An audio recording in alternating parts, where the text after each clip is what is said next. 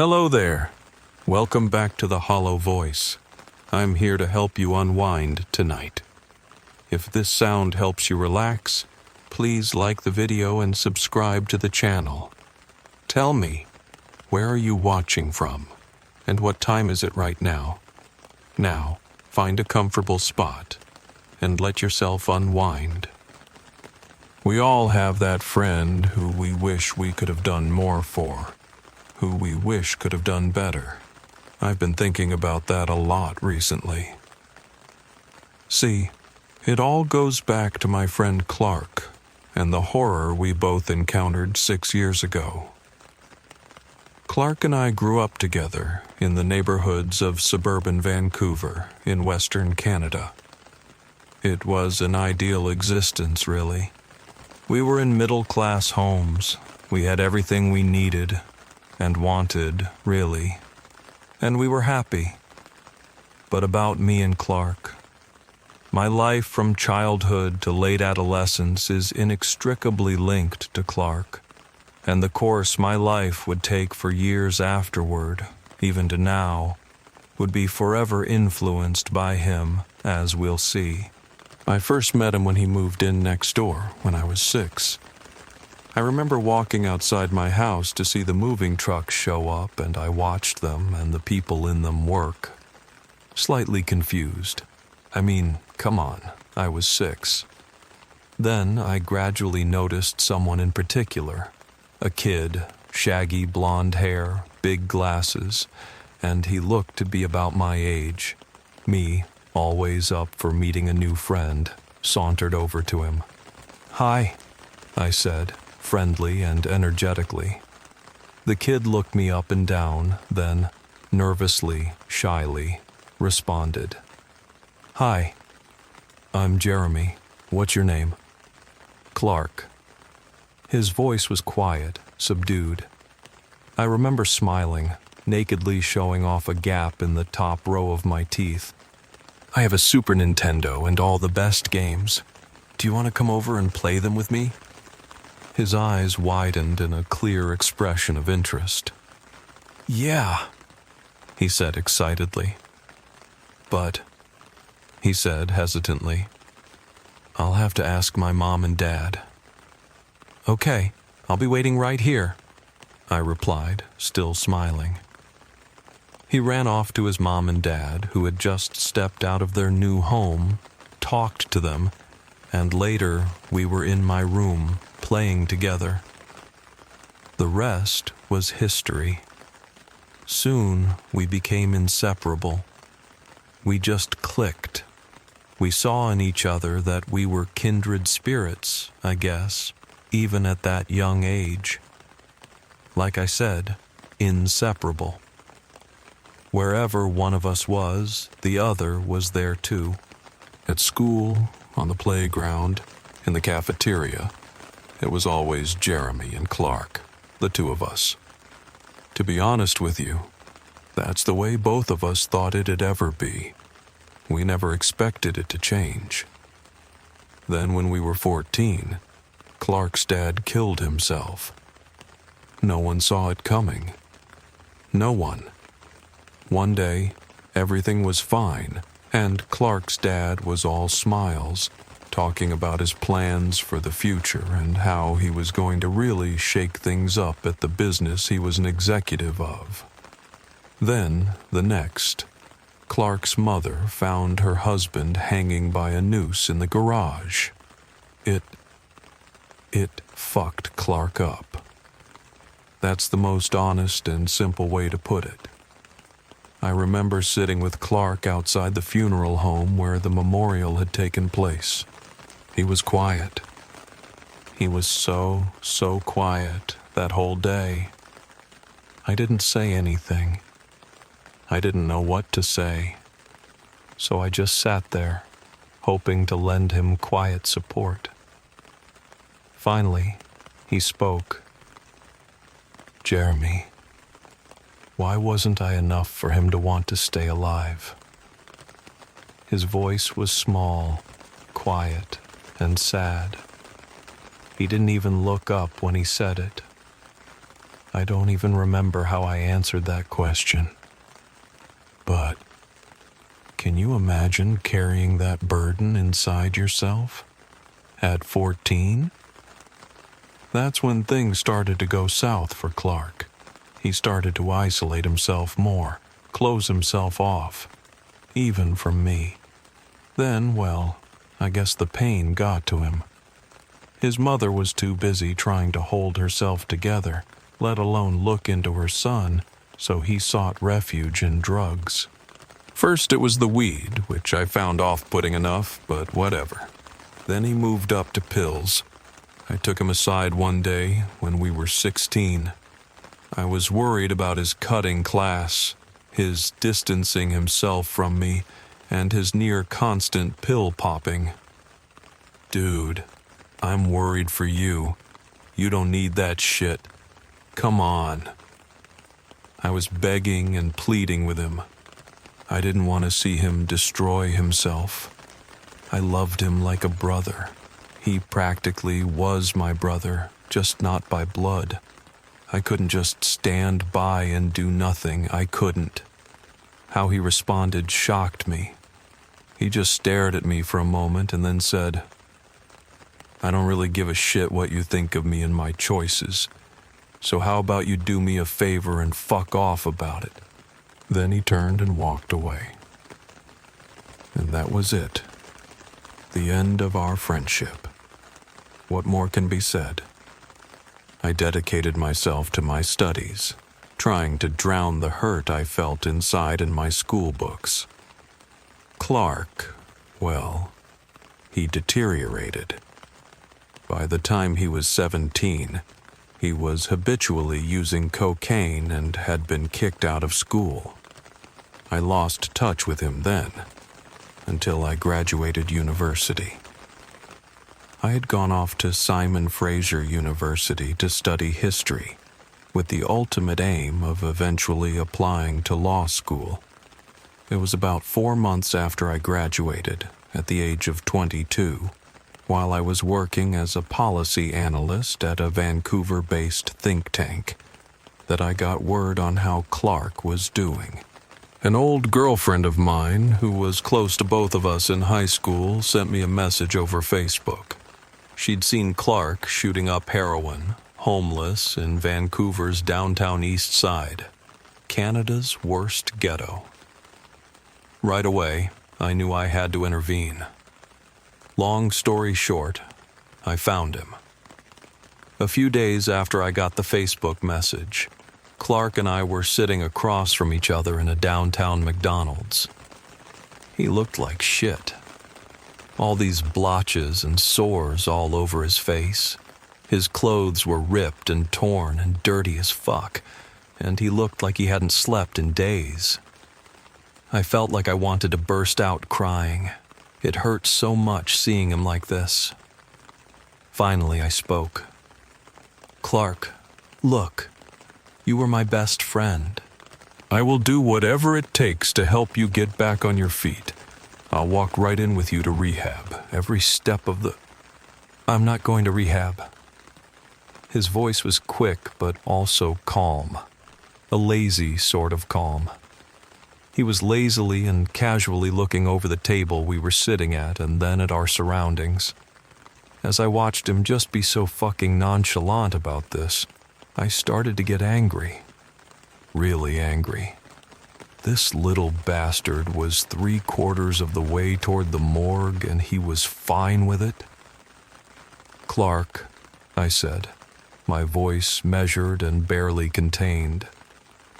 "You are at rock bottom. You need to get help." "Rock bottom," he said, as if I had just woken him up from a comfortable sleep. Shrugging, he said, "I don't feel like it. I think I'm doing just fine, all things considered." "Clark, what the fuck is wrong with you?" I finally snapped at him, causing everyone in the restaurant to glance over at us. Looking around, I lowered my voice but still spoke sharply. "Your life is a fucking mess, and you are tearing apart everyone that cares about you." I paused. then spoke softly. "Please, I love you. Just let me help." He laughed, then looked at me scornfully. "Look, I don't need you judging me and my life." He started to get up. "When I need you, I'll call you." Then he turned and walked out of the restaurant. As for me, I went home, sat on my couch and cried. My best friend was going to die, and there was nothing I could do about it. What else was there to do?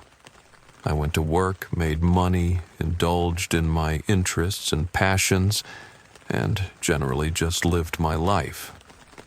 While I had been planning to apply to law school as soon as possible when I graduated, I found that I kept putting it off. I'd continue doing that at this point and later on, for a variety of reasons that I'll get into later. Life went pretty well for me. I fell in love, actually, and had a kind of whirlwind romance with a German stewardess who I met at the airport. But that ended about 6 months after I last parted ways with Clark. It was a month after that, as I was coming out of the despair of the end of that relationship, that I ran into Clark again. That was where everything really began. I was walking down Granville Street to get to one of my favorite crepe places, one of the best little spots in town. As I was walking, I noticed someone familiar looking. He was dressed in a clean outfit of black dress pants, a white button-up shirt, and carrying a leather briefcase. His hair was cut short, though looked as if it was naturally shaggy, and God, it was Clark. I quickly approached him, and a few moments into my approach he noticed me and lit up in a bright smile. When we got close enough, we both spontaneously hugged each other, laughing as we did so. Pulling back, I got a good look at him. He looked clean. Fresh face, well-groomed. He looked like he had it together. Still smiling, I finally found it in me to say something. "Clark. Jesus, Clark, how have you been? What are you doing these days?" He laughed and then responded cheerfully. "Well, first off, I'm 7 months clean, and I'm working at this internet provider doing grunt office work.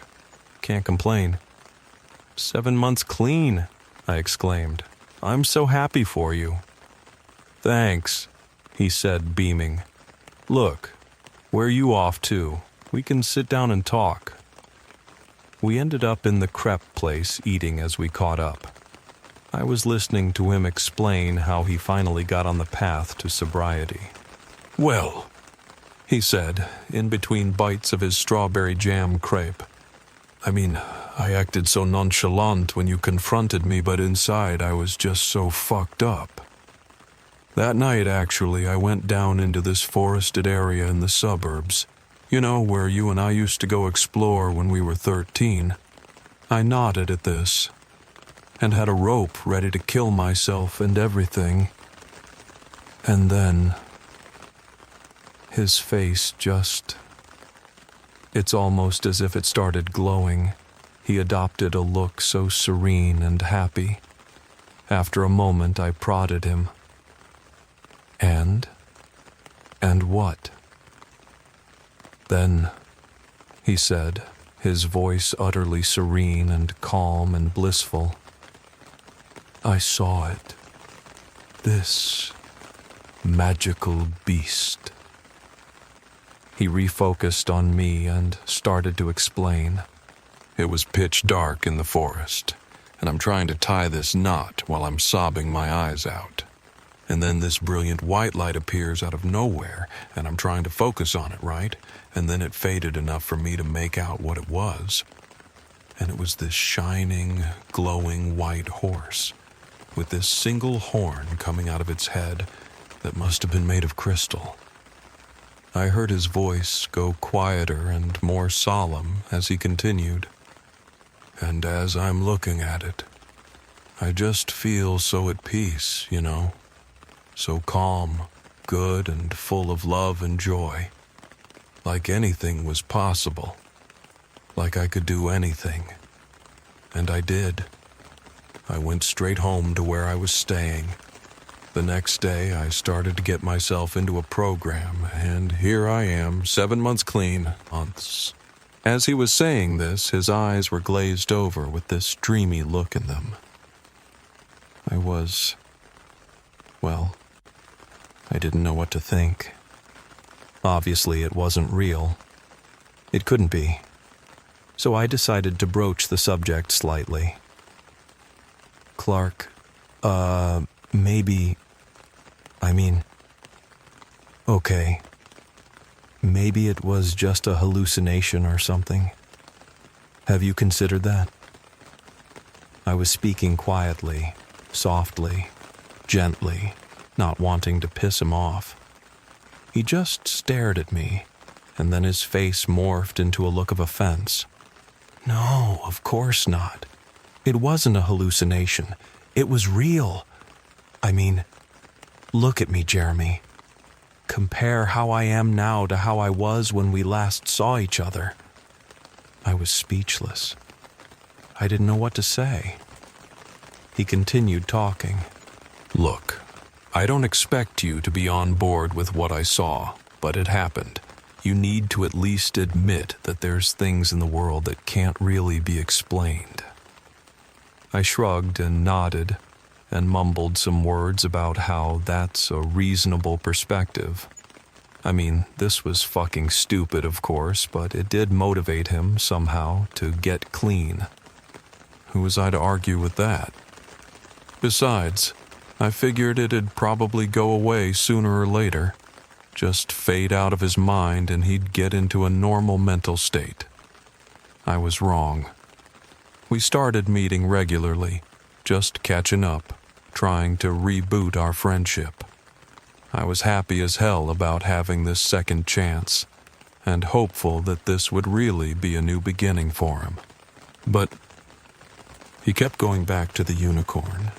We'd meet, and eventually, sooner or later, he'd bring the conversation back to the unicorn. How it looked, where it was from, what it was doing in the woods, all sorts of things. How could an animal like that even exist and not even be discovered by anyone? He gushed while eating French fries at my place one night. Gesturing excitedly with his hands, he said, "Look, it's amazing. What other kinds of beings like that could be out there?" "Buddy," I interjected, getting exasperated with this.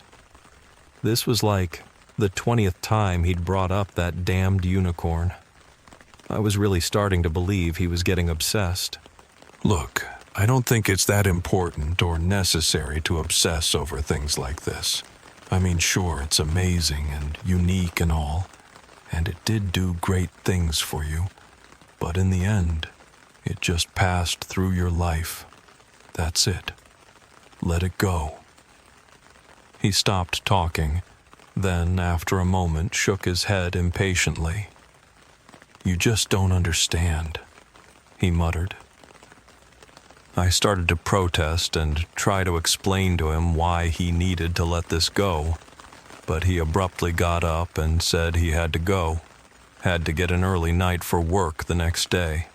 I could tell he wasn't going to discuss the matter any further, so I let him go.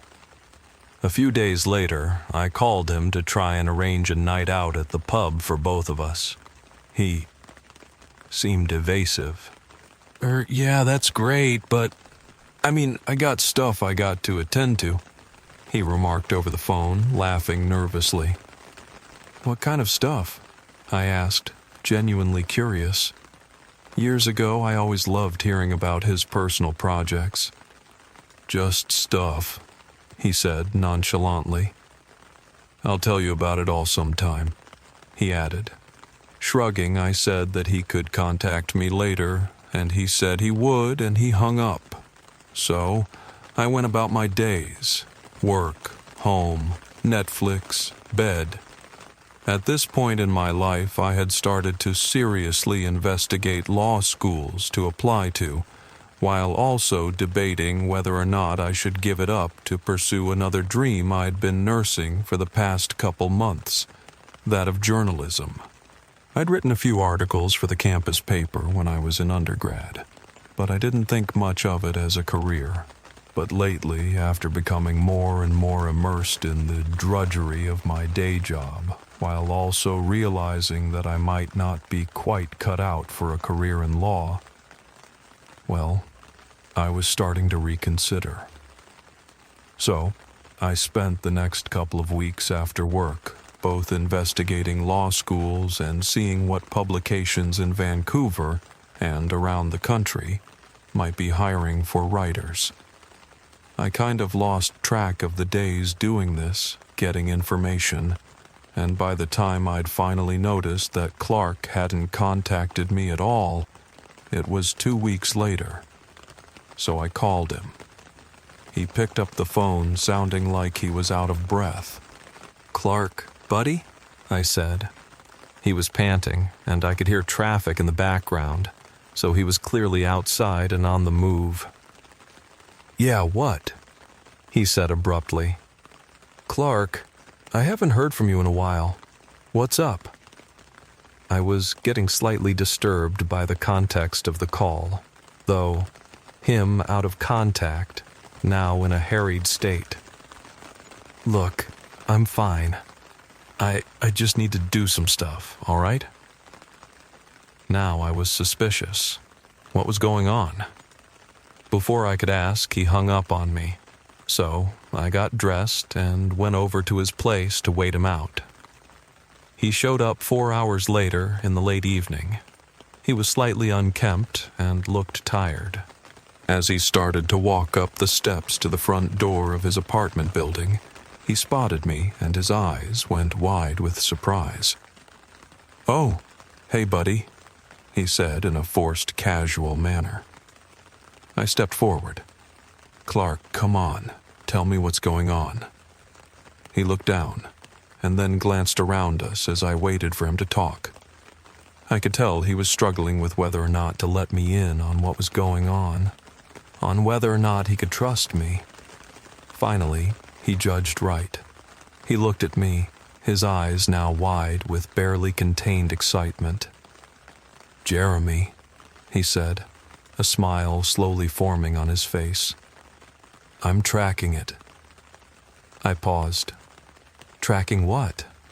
I asked flatly. "What do you think? The unicorn." Now he was practically shaking with excitement. He continued. "I need to see it again, Jeremy. I need to." He practically rasped the word need. As for me, at this point, I was just pissed off. "Come on, Clark!" I snapped at him loudly.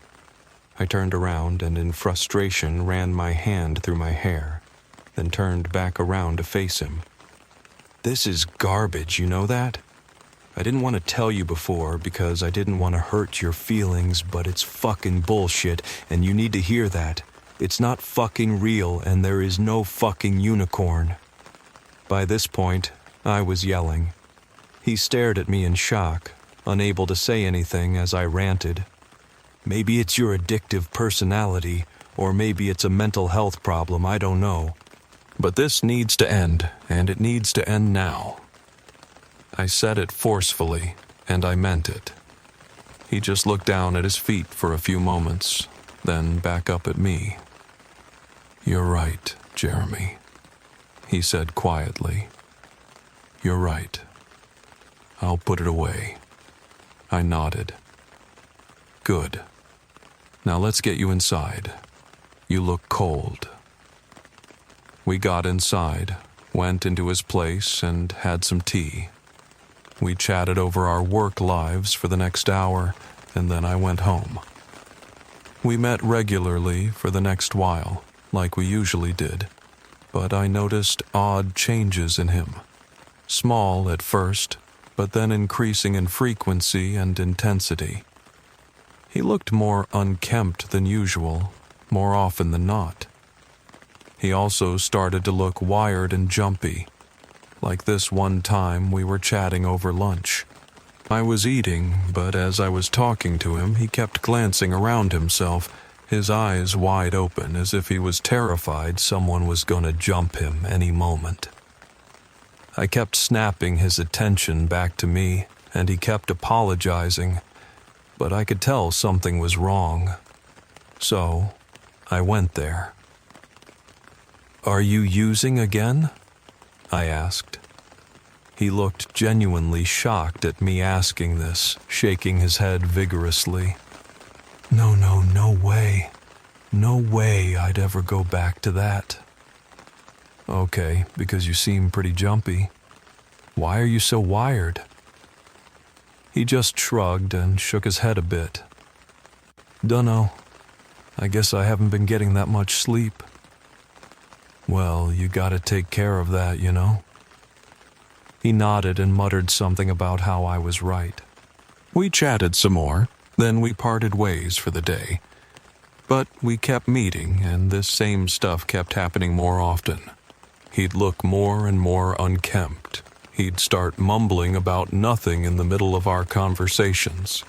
He'd keep looking off into space and his eyes going wide as if he was seeing something that no one else saw, and he'd start giggling to himself out of nowhere. The more I pressed him on it, the more he denied he was using. Finally, I'd had enough. It all came to a head when I cornered him as he got home one evening. "You're using again, I fucking know you are." My voice was forceful and pointed. He started to protest, but I wouldn't let him. "You're going back to rehab. Tonight. I'm taking you." He just looked at me, an expression of pure angst fixed on his face. Finally, he looked down at his feet, then back at me. "I haven't been using," he said quietly. "I swear that's the honest-to-God truth. But it's something else." He paused, unsure of if to continue or not, but then did. "I never gave up on the unicorn. I've still been trying to track it down." I put my hand to my face. "Jesus fucking Christ, Clark," I muttered. "But it's not what you think," he protested, putting his hands up. It's, how do I explain it?" He lowered his voice into a sharp whisper as he leaned in. "It's speaking to me. I'm seeing it everywhere. I mean, I know it's not there, but it's leading me to it." His eyes were wild now, crazed. Then he said, "Here, I'll show you. Come upstairs with me." I started to protest, but he just kept fucking insisting. And I couldn't say no. I just couldn't. He unlocked his door and we walked into his apartment, and it was a fucking horror show. Garbage bags piled on top of each other that hadn't been taken out, and the walls of the hallways, and then that of his bedroom covered with this fucking network of printed out and scribbled out pages of paper, photographs, newspaper clippings. It was utterly insane. He began pacing around his bedroom, pointing to the various pieces of paper. "Here and here it all connects, see? And this to this. Jeremy, it makes so much sense. Can't you see?" He looked at me with this crazed smile. I just asked him, emotionlessly, "Clark, how do you have time for all this when you have to work?" He nonchalantly shook his head. "Oh, I don't have to go to work anymore. They fired me." He spoke as if he were describing the fucking weather. "They fired you?" I yelled. "What the fuck? How will you live?" He shrugged and started to giggle. "I'll manage, bro. I always do." That's when I realized I couldn't do this. I couldn't go through this with him. Not again. Not after everything. I was done. "Goodbye, Clark," I said softly, and turned to leave. As I walked out of the bedroom and then out of the apartment, he called out after me, yelling as I left. "You'll see, Jeremy. You'll see. I'll find it and then everything will change. You'll see." I got home, but couldn't sleep. I knew I needed to let him go. I knew I did. But, God damn it, I couldn't. I just couldn't. That's what led me to make the decision I made when he called, which led to everything else. I was laying in bed, staring up at the ceiling when he called. It was 2 a.m. "Jeremy," he whispered as I heard him moving quickly in the background, sounds of branches and leaves crunching as he went. He was apparently in a forest of some kind. "Clark, where are you?" I asked. I was genuinely concerned. "Jeremy, I've cornered it. I've got it in my sights. You need to come. Please, you need to come." I thought it over in silence for a few moments. I couldn't let him go, I realized. I needed to pull him back from the brink. I answered him. "Tell me where you are and stay there. I'm on my way." He relayed his location to me and we hung up. I got dressed and drove up to that area, the forest in suburban Vancouver where we'd explored as kids, as fast as I could. I needed to get to him, needed to make sense of this, of what was happening to him. I made it to him relatively shortly after I parked. He was crouched behind a tree, looking into a clearing. As I knelt down beside him, he looked over at me with that same crazed smile. "It said you needed to be here." I just stared at him. "What?" "It said it wouldn't come until you were here. And now..." As he spoke, a blinding white light appeared, forcing our eyes shut. Then, after a few moments, it faded, and we cracked our eyes open just a bit. Oh my God, I saw it. I actually saw it. Standing there in the clearing, clear and majestic, lighting the entire forest as if it were day, was the unicorn. Shining and glowing, in pure white with a horn that looked like it was made of crystal, and dark blue eyes. It was beautiful. It, seemingly nonchalantly, stomped on the ground with a hoof. As I stared at it, I felt so much. I felt love, joy, peace. All of those to an extent I'd never felt before. Then, as we stared, it looked at us. Clark ran out into the clearing before I could stop him, collapsing to his knees with a wild smile on his face. Stretching his arms out, he spoke urgently and eagerly. "Please, take me with you. Wherever you live, take me with you, please." The unicorn just stared at him. Then something odd started to happen. Clark started to cry out in pain. I got up and slowly, hesitantly, and carefully stepped toward him, and I saw Clark turn around, a look of anguish fixed to his face, to reveal blood gushing down his face from the sides of his eyes. Then Clark started screaming and fell to the ground, wide and deep gashes on his arms and hands ripping open of their own accord, blood pouring out of them. Forcing himself up in the midst of the agony, Clark was back on his knees, facing the unicorn again, presumably begging for relief. But then, as I stood transfixed watching all this, in my horror unable to move or speak, I heard his bones crack inside of him, and then him screaming in response. Right after that, a jagged shard of bone thrust itself out of where his ribcage was, causing him to whimper in even more pain. Then something happened that ended it. There was more cracking of bones, so much more. And after a few moments, broken off chunks off bones stabbed their way out of his chest where his heart was. Immediately, he fell over dead. Then something happened that I still have a hard time believing. The ground, it just sort of opened up, and he sunk deeper and deeper into the recess that was forming beneath him. Then, the ground sort of reformed over him, leaving no trace he'd ever been there. I was watching this with a sensation that to this day fills me with horror.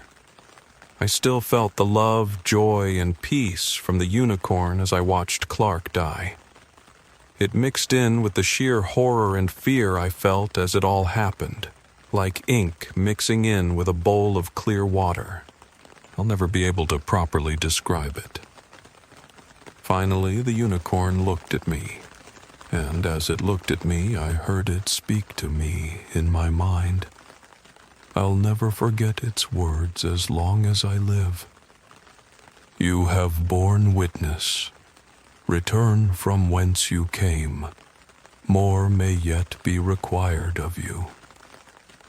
With that, it turned and ran off, the glow and shine from it quickly fading into darkness. I went home, utterly shaken. I spent the next 2 hours sobbing viciously over Clark. I wanted to die, having witnessed all that, but I had to live. I had to keep going.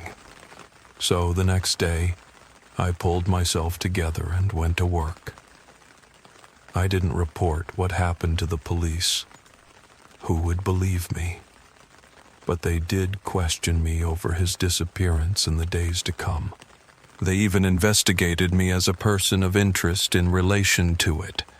But they had no evidence to pin anything on me, so the file was closed. As a result of the police attention and how difficult I knew it'd make my life in Vancouver, I quit my policy analyst job and moved to Halifax, where I secured a job as a journalist with a minor newspaper. I met a girl. I got married. I had kids. Now my son and daughter are 3 and 2, respectively, and we do tons of stuff together. Them, me and their mom. But I steer clear of forests.